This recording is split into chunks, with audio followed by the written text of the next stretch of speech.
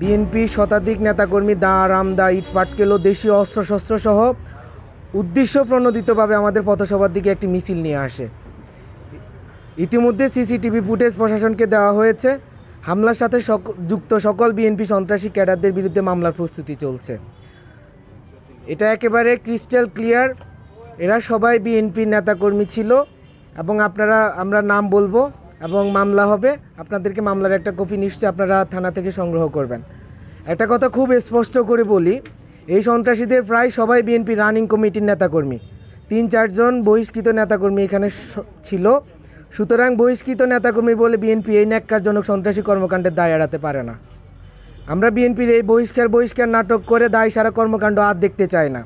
উল্লেখ্য যে 5ই আগস্টের পর বিএনপির হাইকমান্ড হাতিয়া উপজেলা বিএনপি সাধারণ সম্পাদককে বহিষ্কার করে 3 মাসের জন্য বহিষ্কার করে, আবার তার বহিষ্কার আদেশ প্রত্যাহার করে শুধুমাত্র সদস্যপদ আবার ফিরিয়ে দেয়।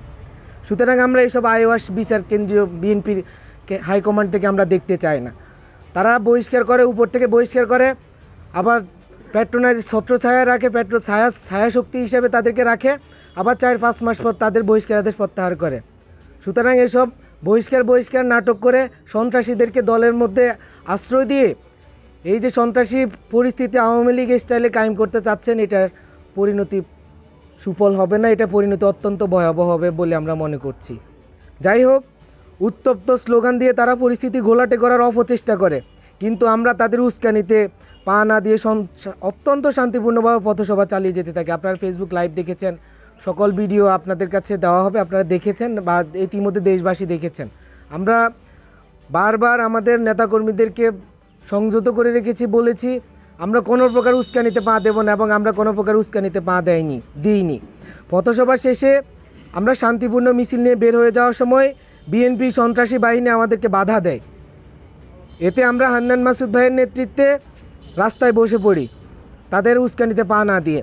এর মধ্যে বিএনপি নেতারা তাদের কুখ্যাত সন্ত্রাসীদের হাতিয়ার বিভিন্ন জায়গা থেকে জড়ো করতে থাকে। এমনকি তারা হাতিয়ার আওয়ামী লীগের সাবেক সংসদ সদস্য খুনি মোহাম্মদ আলীর চিহ্নিত আওয়ামী সন্ত্রাসীদেরকেও তাদের সাথে একত্রিত করে। আমরা তাদেরকে ইতিমধ্যে চিহ্নিত করতে পেরেছি। রাত 10টার দিকে আমরা অনেকক্ষণ বসে থাকার পর, অনশন কর্মসূচি পালন করার পর আমরা রাত 10টার দিকে পুনরায় শান্তিপূর্ণভাবে তাদের উস্কানিতে পা না দিয়ে চলে যেতে চাইলে বিএনপি সন্ত্রাসী বাহিনী আব্দুল হান্নান মাসুদ ভাই সহ আমাদের নেতাকর্মীদের হত্যার উদ্দেশ্যে ন্যাক্কারজনক হামলা চালায়। এতে এনসিপির কেন্দ্রীয় সিনিয়র যুগ্ম মুখ্য সমন্বয়ক আব্দুল হান্নান মাসুদ সহ আমাদের অন্তত 54 জন নেতাকর্মী আহত হয়। এটা শুধুমাত্র আমার মুখের ভাষা নয়, আপনাদেরকে সকল তথ্য প্রমাণ সহ আমাদের আহত নেতাকর্মীদের লিস্ট দেব। এর মধ্যে 3 জনের অবস্থা আশঙ্কাজনক হওয়ায় তাদেরকে উন্নত চিকিৎসার জন্য ঢাকা পাঠানো হয়েছে।